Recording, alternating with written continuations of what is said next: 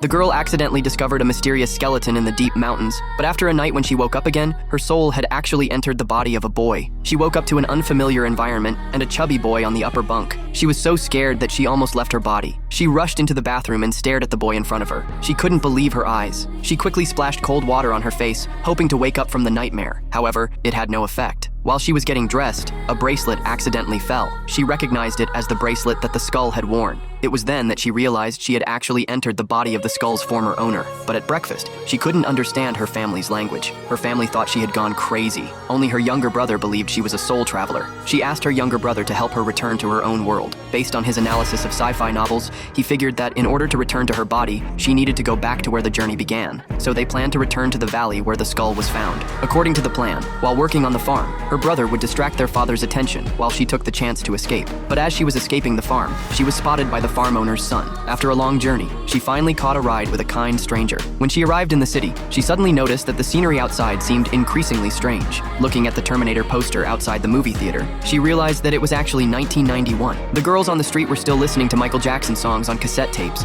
She wanted to call her best friend for help, but she suddenly realized that she hadn't been born yet. While she was zoning out in the phone booth, she was taken away by a woman who suddenly appeared. She wanted the woman to take her to the valley, but the woman coldly refused. It turned out that the woman was there for an audition for John's band, but when they arrived at the destination, she was stunned. It turned out to be her home from 30 years ago. She excitedly shouted for her grandparents, but they were confused. It turned out that John's band members were actually her parents, but when she said she was their daughter, they thought she had gone crazy.